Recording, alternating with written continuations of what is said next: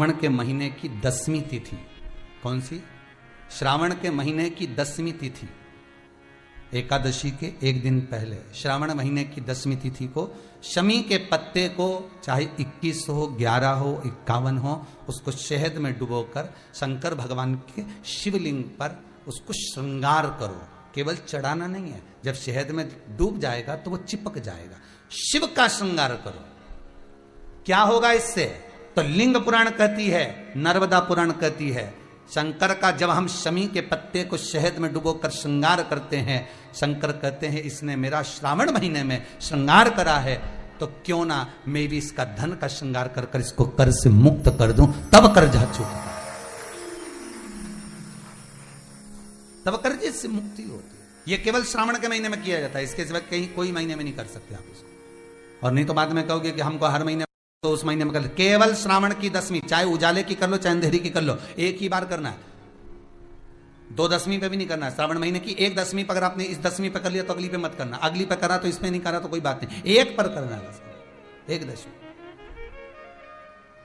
कितना भी कर जाओ, कितना भी लोन चढ़ा हुआ है, भगवान अब उसके भरोसे पर छोड़ दो कि हमने कुबेर भंडारी के भरोसे पर छोड़ दिया, हमने कुबेरेश्वर महादेव के भरोसे पर छोड़ दिया, हमने तो शिव को दे दिया।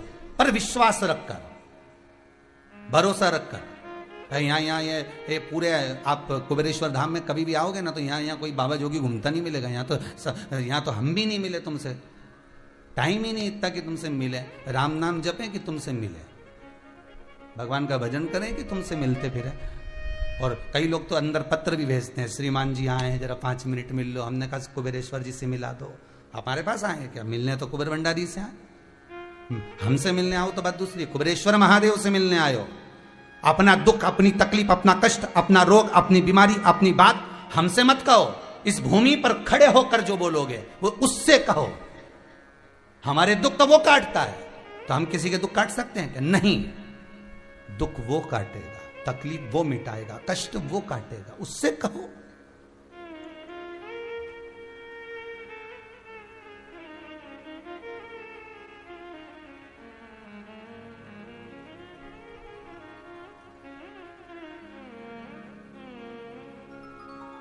उसके भीतर बात।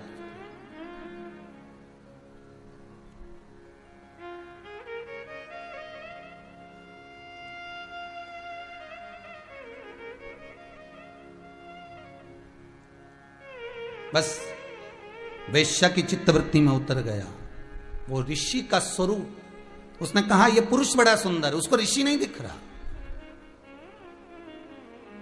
भगवान का प्रसाद उसी को दिखता है जिसके भीतर प्रभु विराजमान होता है, तो उसको प्रसाद दिखेगा। चिड़चिड़ करता है या गलत मार्ग पर चलता है। शंभेश्वर महादेव शंकर जी का एक नाम है, शंभेश्वर महादेव। तो जब कोई व्यक्ति चिड़चिड़ करता है, क्रोध करता है, गुस्सा करता है, तो महाराज शंकर भगवान का शंभेश्वर महादेव का नाम लेकर 31 बेलपत्र, जिस व्यक्ति को क्रोध आता है उस व्यक्ति का स्मरण कर कर आखा चावल मतलब सेगे चावल के साथ एक एक बेलपत्र 31 बेलपत्र कर कर शिव जी के शिवलिंग पर समर्पित करी जाती है, मात्र 10वीं की तिथि के लिए। केवल 10वीं, चाहे उजाला की हो चाहे अंधेरे की। कौन से महादेव का नाम लेना है? शंभेश्वर महादेव, शिव जी का एक और चीज है महाराज, छोटे छोटे बच्चे रहते हैं, कुछ कुछ बच्चों को माता जबरदस्ती के भोजन कराती है, खिलाती है, ठोकती, मारती, खिलाती है। कुछ कुछ बच्चे ऐसे रहते हैं वो कुछ खा ही नहीं पाते, मुख में दो और वॉमिटिंग कर देते हैं, उल्टी कर देते हैं। ऐसे बच्चों के लिए या जिस व्यक्ति को भोजन पचता नहीं हो और उधर में एसिडिटी रहती हो और जलन टाइप की होती हो, उसके लिए भी शंभेश्वर महादेव का स्मरण है। सुंदर व्याख्यान वर्णन किया है।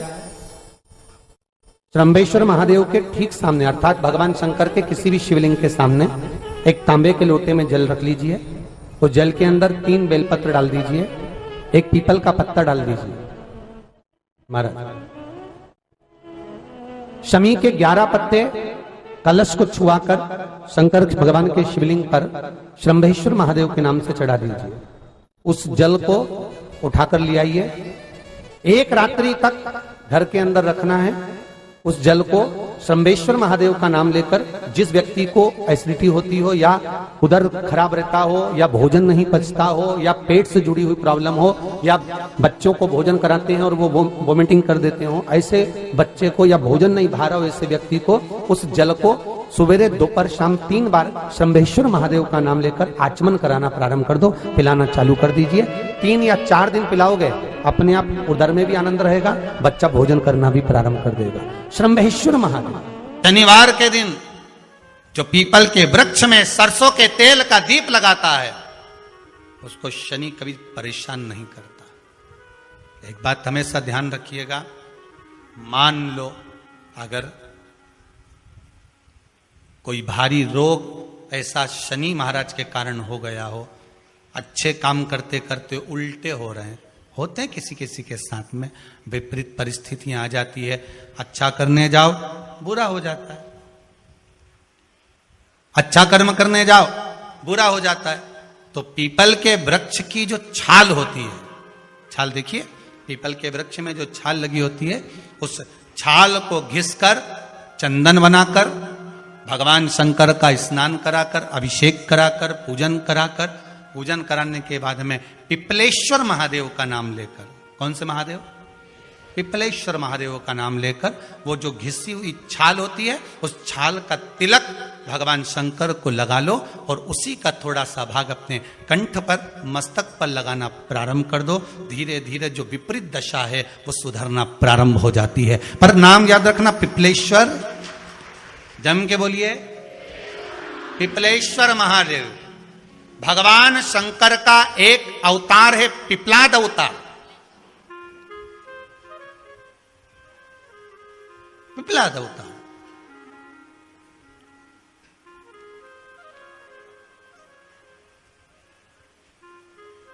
जब दधीचि ऋषि की अस्थियां चली गई, उनकी धर्मपत्नी सुवाच ने देखा मेरे पति को मार दिया गया, मेरे पति की अस्थियां ले गए राक्षसों का संहार करने के लिए, उनकी अस्थियां लेकर चले गए, मेरा पति चले गया। सुवाच गर्व से थी, मरना चाहती थी, प्राण छोड़ना चाहती थी। शिव जी ने देखा ये तो अग्नि के ऊपर चढ़कर अपनी देह त्याग रही है।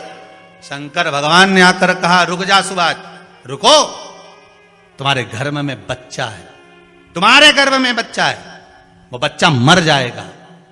अब इस बच्चे को जन्म देकर भी क्या करूंगी? नहीं पिपला, तुम्हारे गर्भ में जो बच्चा है वो महाज्ञानी है, तुमने मुझसे प्रसाद के रूप में मांगा था, कहा था शिव जैसा पुत्र होना चाहिए, तो क्या तुम शंकर को नष्ट कर दोगे? मैं शंकर को जन्म दूंगी। सुवाच ने 2 पत्थर उठाए, अपने गर्भ पर मारना प्रारंभ करा, गर्भ पर मारा, बच्चे ने जन्म लिया। बच्चा 7 महीने का था। उस बच्चे को उठाकर पीपल के कोटर में रख दिया। पीपल की कोटर। एक गिलहरी पीपल के फल को लेकर आती थी, पिपलाद के मुंह में देती थी। शिव का एक अवतार, इसलिए शंकर का नाम ही पिपलेश्वर महादेव। शिव का एक अवतार पिपलाद के रूप में हुआ है। तुम क्यों चिंता करती हो? तुम चिंता मत करो, तुम्हारा पुत्र जन्म दो तुम। और दिया धन सुवाच ने, उसके बाद प्राणों को त्यागा। और उस पीपल के कोटर में अगर भरण पोषण करने वाला कोई था तो वह देवाधिदेव महादेव था। फिर निवेदन करेंगे, माता के गर्भ में बच्चा रहता है, उसका भरण पोषण करने वाला मेरा देवाधिदेव महादेव है। अगर जन्म उसने दिया है तो मृत्यु भी वो देगा। अगर तुमको कुछ ज्ञान दिया है तो अच्छी जगह पर भी वही पहुंचाएगा। आप जो अभिलाषा लेकर आते हैं, बच्चे कहते हैं हमारी नौकरी नहीं है, सर्विस नहीं है, हम इस कॉलेज में पढ़ना चाहते हैं, हम इस जगह जाना चाहते हैं, हम इस पद पर जाना चाहते हैं, बस इतना याद रखना, तुम्हारा भाग्य बुरा नहीं होता। कभी भी याद रखना, संसार में जिसको भगवान ने जन्म दिया उसकी किस्मत कभी बेकार नहीं हो सकती। अगर भगवान तुम्हारी किस्मत बेकार होती तो जानवर बनाकर पैदा करता, इंसान बनाकर नहीं। किस्मत अच्छी थी इसलिए इंसान बनकर पैदा हुआ, जानवर बनाकर पैदा नहीं करा। अगर तुम्हारी किस्मत अच्छी थी इसलिए मनुष्य बनकर पैदा हुए हो, इंसान बनकर पैदा हुए हो, मानव बनकर पैदा हुए हो। भगवान को दोष मत देना कि भगवान ने किस्मत बेकार दी है। भगवान ने किस्मत अच्छी बनाई है, इसलिए तुझे मृत्यु लोक में जन्म दिया। भगवान ने भाग्य अच्छा बनाया, इसलिए तुझे शिव महापुराण की कथा सुनने का मौका दिया।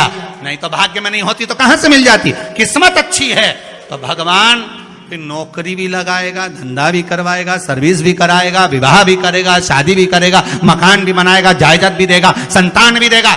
उसने दिया है पेट तो भरेगा वही। हम काय को अपने माथे पर ले।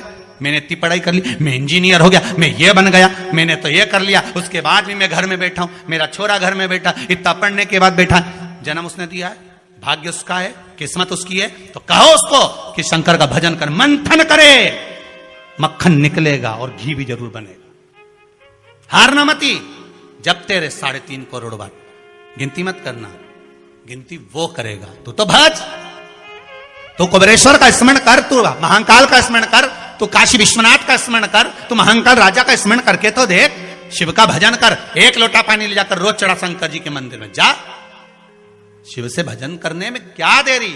नहीं जा सकता शिव मंदिर में जाने में। बच्चों को अगर शर्म आती हो तो बेलपत्री के पेड़ के नीचे पानी चढ़ाया, वो भी नहीं कर सकता तो पीपल के पेड़ के नीचे चढ़ाया, वो भी नहीं कर सकता तो आंवले के पेड़ के नीचे चढ़ाया। पर कहीं जुड़ तो सरी, एक बार साध तो सरी, पकड़ने का प्रयास तो करो परमात्मा को। तुम भगवान को एक बार पकड़ लो, फिर परमात्मा नहीं छोड़ता। पूतना ने एक बार गोदी में लेके दूध पिलाया था, बाद में पूतना कह रही थी छोड़ दे छोड़ दे छोड़ दे, आकाश में उड़ गई, छोड़ दे छोड़ दे। भगवान के आई काय को मौसी, काय को आई, और आई है तो दूध पिलाया है तो फर्ज तो अदा करूंगा, ऐसे थोड़ी छोड़ दूंगा। तुम भगवान को 1 लोटा पानी चढ़ा दोगे, भगवान को दूध चढ़ा दोगे तो भगवान ऐसे ही छोड़ देगा क्या? पकड़ लेगा, छोड़ेगा ही नहीं। फिर तुम कहोगे भगवान छोड़ दे, भगवान छोड़ दे। कहां कथा का रस लग गया लोगों को। अब दुनिया के लोग सोचते हैं अब मैं कथा भी याल नहीं सुनूंगा, मैं घर में काम करूं, दुकान में काम करूं कि कथा सुनूं। पर रात्रि के जैसे ही मोबाइल खोल के बैठा, आज देखो महाराज ने क्या क्या बोला। अब